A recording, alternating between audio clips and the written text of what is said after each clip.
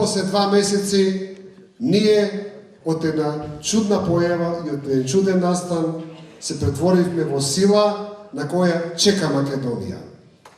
Сила која има намера на наредните прво локални, а се надеваме во кратко време и парламентарни избори, да определува кој ќе биде победникот на новите избори во нашата држава.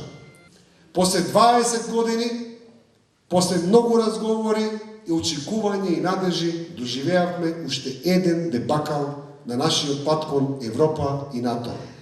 2-3 месеци на последниот министерски совет на Европската унија доживеавме и таму еден пораз, кога Србија и Црна Гора добија кандидатски статус.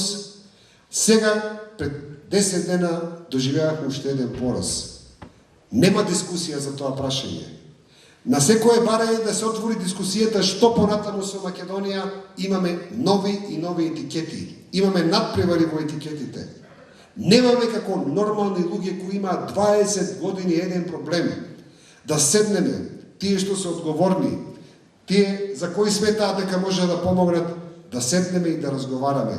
Нема дебата. Нема дебата на парламентот, нема дебата на телевизиските емисии, нема дебата меѓу интелектуалците, а сите како нација, сите како држава доаѓаме во еден ќорсокак и едноставно немаме понуда и извест на решението.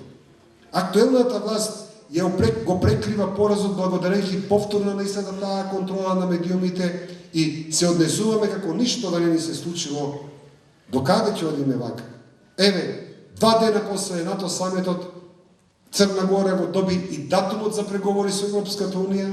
Србија најверојатно јуни-јули ќе го добие и таа датумот за преговори на Европската унија. И со кој останува Македонија? Остануваме со Босна и со Косово, единствени држави во Европа кои се без НАТО, кои се без Европската унија. Македонија во овој момент се празни. Македонија е пред демографски дебакал. 2012 година најверојатно ќе ја запамтиме по тоа што во Република Македонија ќе се родат во бројот на децата, во процентот на родените деца, подеднаков број на христијани и муслимани во нашата држава. Тоа не го велам за да алармирам некаков радикализам во нашата држава. Напротив, тоа ми е аларм да се свестиме. Сакам јасно и отворено да порачам дека токму тој кој што денеска не оде со нас, тој сушност не спои како опозицијски сили. Тој што седи денеска како премиер во владата на Република Македонија, тој со неговата погубна политика не натера, не мотивира да почнеме да се работуваме. Денеска сакам да зборам отворено, толку колку што имам време се разбира, за двете Македонии. Едната нивна, едната негова, на Груевски, каде што во рекламите гледаме дека одлично се живее, дека народот е богат, дека благосостојба има во Република Македонија. Но за жал има на втора, реална, вистинска Република Македонија. А таа Македонија е секојдневно исправена со сериозни проблеми. Затоа, отворено треба се порача од овде. Дека не се плашиме. Дека сакаме да се спротивставиме.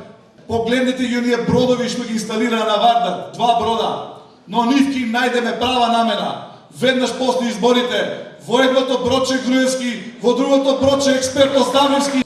Ако минатата и оваа година направија се за да не уништат како партии, можеме само да претпоставиме што ќе не очекува од денес па натаму, бидејќи знаат дека нашата четворна коалиција ќе го стави крајот на владењето на оваа ненародна, раситнички и корумпирана власт.